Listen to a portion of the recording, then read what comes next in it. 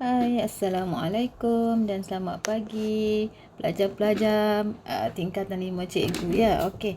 Untuk hari ini kita akan belajar bab 8 pemodelan matematik. Okey, kita dah habis dah bab 7, jadi kita masuk bab 8 pemodelan matematik. Okey. Jadi dalam bab ni kita akan belajar apa itu pemodelan matematik. Okey. Jom kita tengok sikit. Pemodelan matematik diaplikasikan dalam pelbagai disiplin dalam dunia sebenar. Okey, jurutera menggunakan pemodelan matematik untuk menganalisis laluan trafik di atas sebuah jambatan. Syarikat telekomunikasi menggunakan pemodelan matematik untuk menentukan harga mengecaj pengguna bagi suatu perkhidmatan panggilan. Okay, ahli sains juga menggunakan pemodelan matematik dalam meramalkan trend pertambahan penduduk dan sebaran penyakit berjangkit untuk menjamin kesejahteraan manusia sejagat. Okey, pandemik COVID-19 telah melanda dunia pada tahun 2019. Sehubungan dengan itu, pihak kerajaan telah melaksanakan Perintah Kawalan Pergerakan PKP dalam usaha melandaikan lekuk epidemiologi kes kebolehjangkitan COVID-19 di dalam negara kita. Okay. Pemodelan matematik boleh digunakan untuk membuat ramalan epidemik.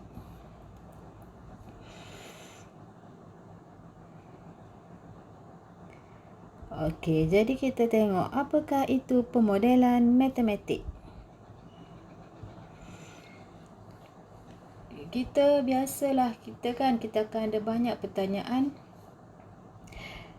yang tidak terjawab. Okey, contoh, adakah kenaikan paras laut akan memberikan kesan kepada negeri-negeri pesisiran pantai di Malaysia?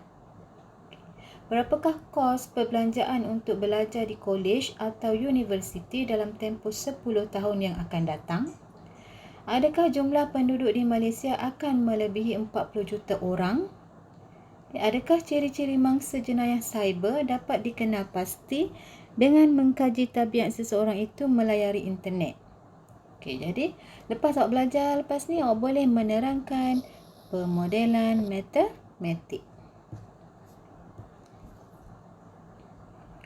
Okey, jom kita tengok apa itu pemodelan matematik. Okey, model matematik ialah suatu perwakilan bagi satu sistem atau senario yang digunakan untuk memperoleh kefahaman secara kualitatif atau kuantitatif bagi masalah dunia sebenar serta meramalkan perlakuan masa hadapan. Okey, jom kita tengok. Perhatikan masalah di bawah.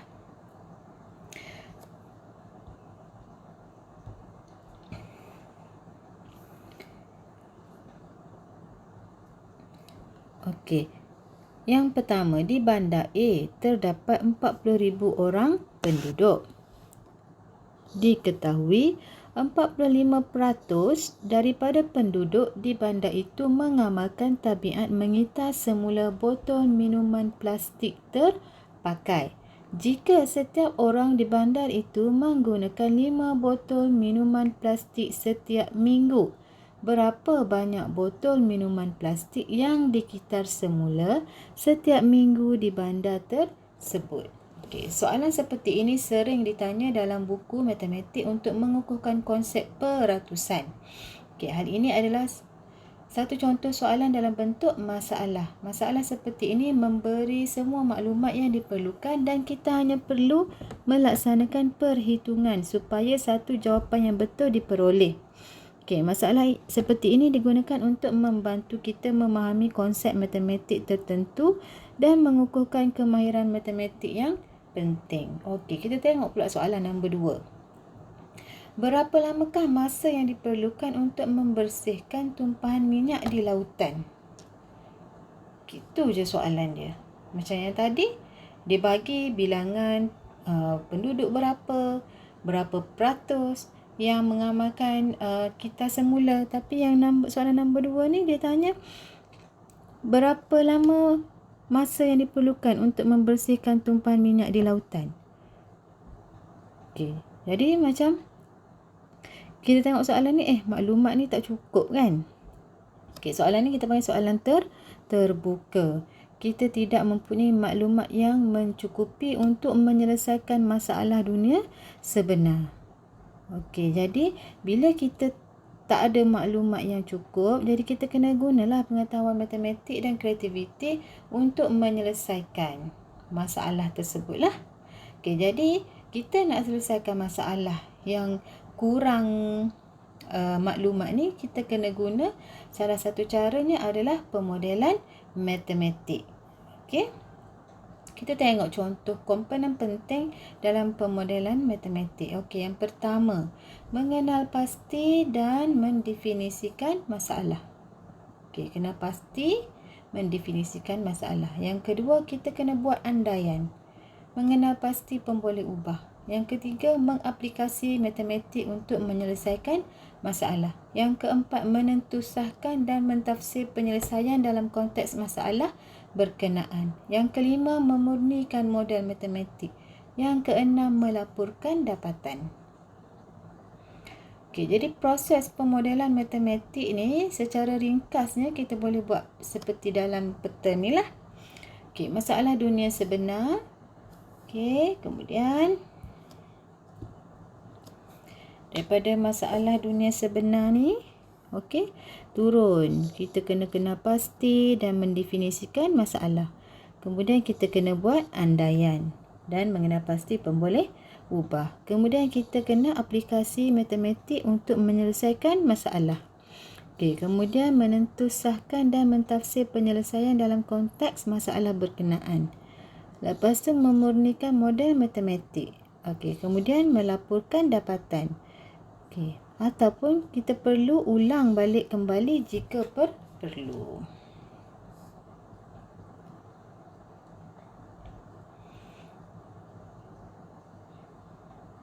Okey, jadi mari kita tengoklah satu contoh pemodelan matematik yang melibatkan semua komponen di atas. Okey, kita tengok masalah dunia sebenar. Okey, pasar raya yang terletak jauh dari rumah anda mungkin menjual sekampit beras 10 kilogram dengan harga yang lebih rendah daripada pasar raya yang berdekatan dengan rumah anda.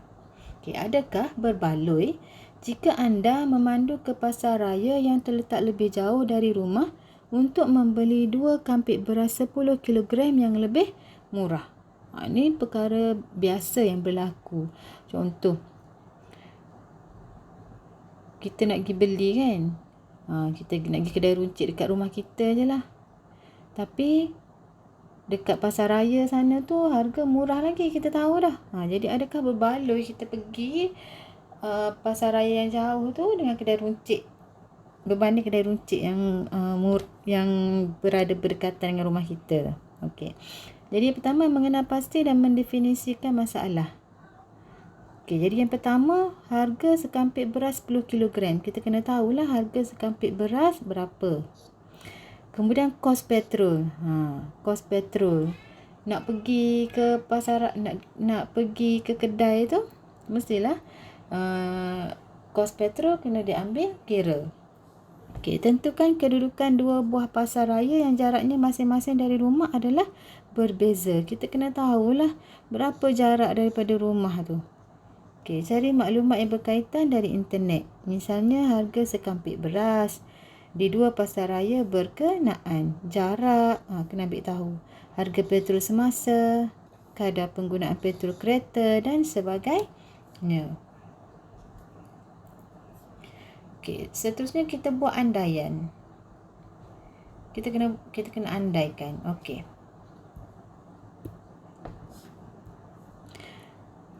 Rumah pasar raya A, pasar raya B berada pada satu garis lurus. Okey, ni rumah kita.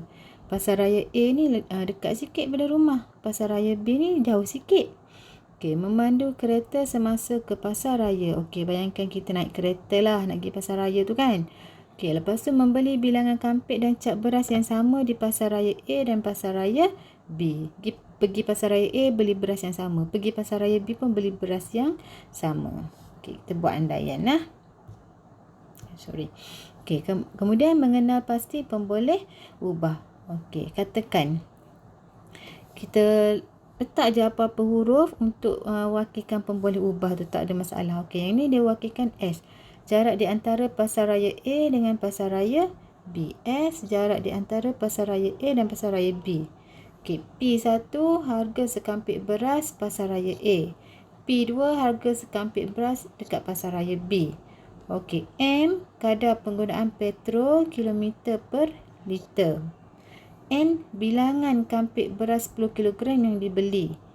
H harga petrol semasa dalam RM per liter. S beza harga dalam RM S besar. Tadi S kecil, ni S besar. Yang dibayar bagi membeli beras 10 kg di pasaraya B berbanding dengan pasaraya A. T beza kos petrol dalam RM yang dibayar bagi perjalanan ke pasaraya B berbanding dengan pasaraya A. Itu semua pemboleh ubah yang kita kena pasti. Okey, pemboleh ubah ni kita kuantiti yang kita tak tahu lagi nilai dia berapa. Boleh je letak apa-apa huruf pun tak ada masalah. Okey, kemudian mengaplikasi matematik untuk menyelesaikan masalah. Lepas tu kita aplikasilah matematik untuk menyelesaikan masalah. Okey, harga sekampik beras 10 kg dekat pasaraya A tadi RM25.95 per 10 kg. Pasaraya B RM23.99. Jadi kita tengok kat sini B lagi murah daripada A. Okey, katakan bilangan kampik beras 10 kg yang akan dibeli ialah 2. Tak nampak sampai bulat 2. 2. Okey, harga yang perlu dibayar darablah. Harga per 10 kg beli 2 kampik kan. Okey, dapat harga macam tu. Okey, jadi perbezaan harga kita banyak ni lah perbezaan, kita boleh jimat banyak tu. Okey, katakan jarak di antara pasaraya A dengan pasaraya B ialah 6 km. Okey, jarak beza tu, jarak tu 6 km.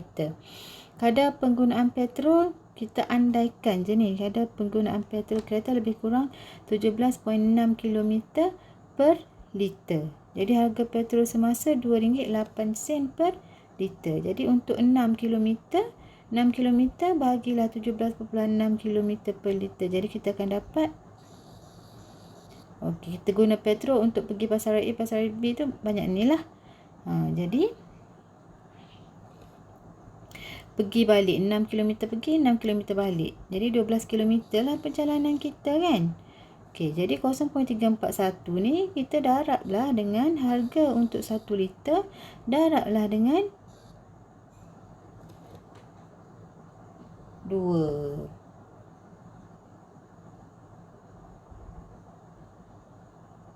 Okey, RM1.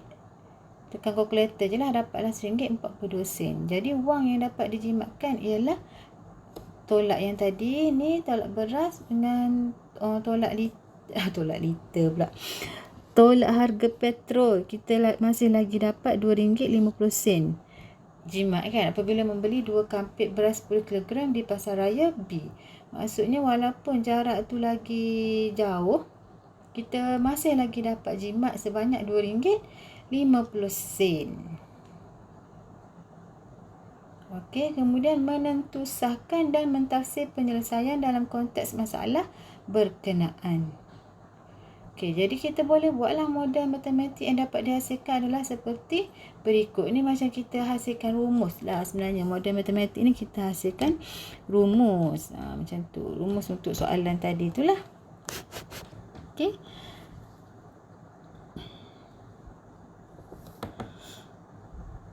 Kita boleh S tadi, ingat balik tak pemboleh ubah tu? Tengok balik. S tadi, S besar. Beza harga dibayar bagi membeli beras 10 kg di pasaraya B dengan pasaraya A. Beza harga tadi kita dapat RM3.92.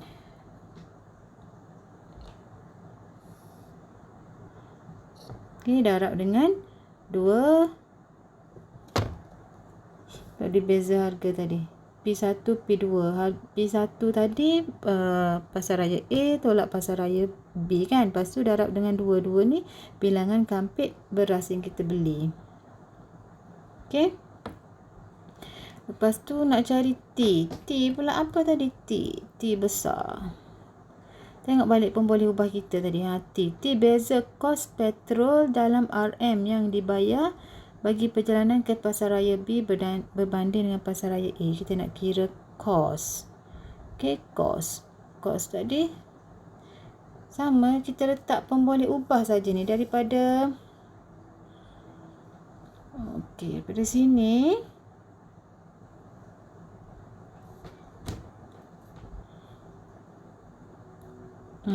Tadi kita dah kena pasti pun boleh ubah kan. Cuma kita jadikan dia ni je lah. T ni kita nak cari kos petrol yang digunakan kat sini.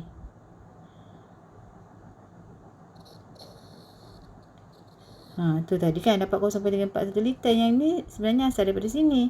Darab dengan 2.08 darab dengan 2. Benda yang sama sahaja. Dapatlah jawapan. Cuma kita gantikan je yang kita buat pun boleh ubah tu masuk saja dalam cara pengiraan kita tu je. Okey. Jadi bolehlah kita buat model matematik. Itulah maksud dia. Lepas tu refleksi tentang model dan persoalan yang boleh ditimbulkan adalah seperti berikut.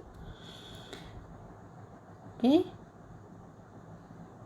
Bolehlah awak baca. Okey, kemudian kita boleh memurnikan model matematik kita. Boleh memurnikan model matematik. Andaian yang dibuat tentang lokasi rumah pasaraya A dan pasaraya B yang berada pada suatu garis lurus perlu dikaji semula. Jika lokasi ketiga-tiga tempat ini terletak di atas satu garis lurus, bagaimana hal ini memberi impak kepada model kita? Jika andaian baru dibuat, maka model perlu diubah untuk menggambarkan perubahan ini. Macam tadi kita andaikan kalau dia berada pada satu garis lurus. Okay, kalau tak berada pada satu garis lurus, macam mana pula? Okey. Kemudian yang last sekali kita kena laporkan dapatan kita. Okey, gunakan simbol dan rajah semasa melaporkan dapatan jika perlu. Okey, simbol dan rajah yang digunakan akan menggambarkan keseluruhan proses pemodelan sehingga mencapai dapatan yang dikehendaki. Setiap model mempunyai kekuatan dan kelemahannya. Yang penting, model itu dapat mengenali kekuatan dan kelemahan itu dalam laporannya. Okey, contoh ya. Nilai bagi masa yang diperuntukkan oleh seseorang adalah sesuatu yang tidak dipertimbangkan dalam model ini. Kan? Betul tak? Pergi pasaraya A, pergi pasaraya B, kita tak pertimbangkan masa yang diambil. Okey, adakah memandu tambahan 12 km untuk jumlah penjimatan sebanyak RM2.50 berbaloi bagi seseorang? Adakah berbaloi? Jimat tadi RM2.50 je, berbaloi tak nak pergi 12 km tu kan? Okey, mengikut model ini penjimatan 5 sen dianggap berbaloi. Okey, kalau ikut model ni penjimatan 5 sen dianggap berbaloi lah, sebab tadi kan masa kita tak ambil tak dipertimbangkan kan. Okey, impak kepada alam sekitar tidak dipertimbangkan dalam model ini. Adakah dengan memandu tambahan jarak 12 km untuk penjimatan sebanyak RM2.50 itu mesra alam sekitar? Adakah mesra alam sekitar? Okey, model ini tidak mempertimbangkan usaha ke arah kelestarian alam sekitar seperti usaha mengurangkan pengeluaran karbon dioksida.